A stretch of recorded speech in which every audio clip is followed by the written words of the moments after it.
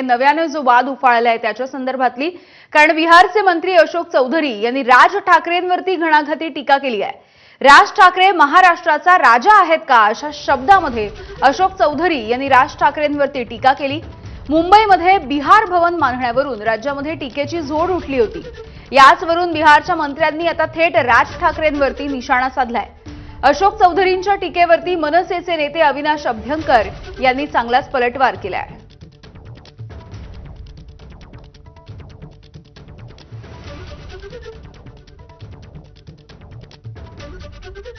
ये सब फालतू और ये सब घटिया लोग हैं।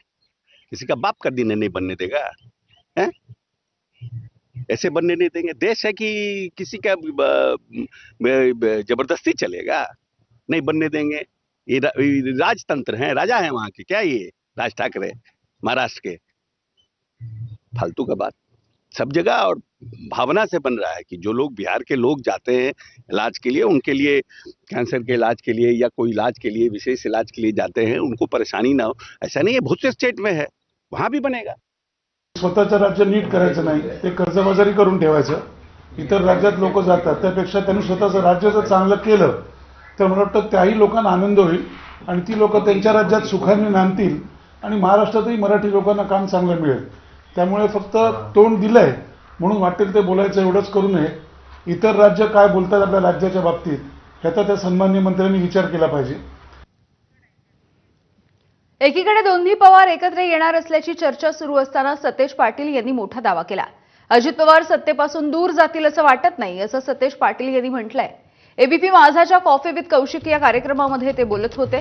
अजून 4 वर्ष सत्ता बाकी आहे, त्यामुळे सत्तेला सोडून अजित पवार महाविकास आघाडीमध्ये येतील असं वाटत नाही असा त्यांनी दावा केला। मात्र अजित पवार महाविकास आघाडीमध्ये आले तर त्यांचं स्वागत करू असंही सतेज पाटील म्हणाले आहेत। अजितदादांचा अनुभव बघता अर्थ खाता त्यांच्याकडे आहे, त्यामुळे सत्तेचा खरा अर्थ त्यांनाच कळालेला आहे। त्यामुळे ते सत्तेपासून बाजूला येतील असं मला काय वाटत नाही। तसं झालं तर स्वागतच आहे आमचं। ते जर आले महाविकास आघाडी तर निश्चितपणे महाविकास आघाडी मजबूत होईल, त्याचा तो विषय नाही। परंतु मला नाही वाटत की आता 4 वर्षाची सत्ता शिल्लक आहे अजून, ती सत्ता सोडून विरोधी पक्षात बसण्याची मानसिकता दादांची आज असेल असं मला वाटत नाही। परंतु पुण्यात आणि पिंपरी चिंचवडमध्ये भाजपनं त्यांचा केलेला अपमान आणि त्यांच्यावर केलेली वक्तव्य पाहता स्वाभिमानी अजितदादांनी निर्णय घ्यायला हरकत नाही। देवेंद्र फडणवीस मुख्यमंत्री म्हणून कार्यक्षम व्यक्ती आहेत, मात्र गृहमंत्री म्हणून त्यांना वेळ देणं शक्य होत नाही असं चित्र असल्याचं सतेज पाटील यांनी म्हटलंय। त्यामुळे गृहमंत्री वेगळा व्हावा अशी मागणी देखील काँग्रेसचे नेते सतीश पाटील यांनी केली आहे। एबीपी माझाच्या कॉफी विथ कौशिक या पॉडकास्टमध्ये बोलत असताना त्यांनी ही मागणी केली। जर महाराष्ट्राचा इतिहास बघितला, महाराष्ट्राची इंडस्ट्रियल डेव्हलपमेंट व्हायला जिओग्राफी कारणीभूत राहिली, पाणी राहिलं, जमीन राहिली, शेतकऱ्यांनी इथल्या जमिनी दिल्या आणि इथलं वातावरण तसं होतं। वातावरण म्हणजे काय? शांतता, कायदा आणि सुव्यवस्था ही महाराष्ट्रामध्ये गेल्या 50 वर्षामध्ये चांगली राहिली। त्यामुळे जगभरातून इंडस्ट्री महाराष्ट्रामध्ये त्या ठिकाणी आली। मग ती कायदा आणि सुव्यवस्था बिघडत गेली तर उद्या हे होणार नाहीत, म्हणजे हे चालणार नाही। आणि म्हणून माझी आत्ता सुद्धा मागणी, भले त्यांनी त्यांचा विश्वासू व्यक्ती द्यावा गृह खात्याला। गृह खातं सेन्सिटिव्ह आहे की ते मी 6 वर्ष ते राज्यमंत्री म्हणून हाताळलेलं आहे, त्याचं महत्त्व मला माहित आहे आणि त्यांना देखील माहित आहे त्याचं महत्त्व किती आहे। भले ते त्यांनी कंट्रोल करावा, खरं स्वतंत्र माणूस असावा जो डे टू डे महाराष्ट्रातलं मॉनिटरिंग करेल। कोल्हापुरामधल्या राजकारणामध्ये महाडिक आणि सतेज पाटील हा वाद काही नवीन नाहीये। मात्र येणाऱ्या काळामध्ये राजकारणात कधीही धनंजय महाडिक यांच्यासोबत जाणार नाही अशी स्पष्ट भूमिका काँग्रेसचे नेते सतेज पाटील यांनी मांडली आहे। एबीपी माझाच्या कॉफी विथ कौशिक या पॉडकास्टमध्ये सतेज पाटील यांनी आपली रोखठोक भूमिका स्पष्ट केली।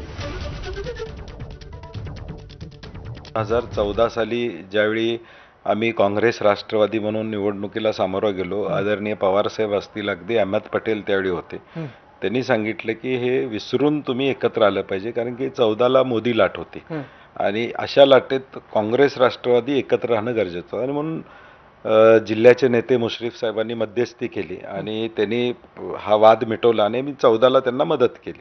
लोकसभेला म्हणजे मी क्रेडिट घेणार नाही, परंतु काँग्रेस म्हणून आम्ही जी काय ताकद लावली त्याच्यावर ते खासदार झाले आणि मे मध्ये खासदार झाले आणि ऑक्टोबरला त्यांनी त्यांच्या भावाला माझ्या विरोधात उभा केलं. त्यावेळी मी सांगत होतो की आपण मदत केली एकमेकाला, तुम्ही तुमच्या भावाला उभा करू नका. परंतु त्यावेळी त्यांचं उत्तर होतं की काका माझं ऐकत नाहीत. अशी परिस्थिती होती. त्यामुळे त्यातून तो वाद पुढे चालू झाला.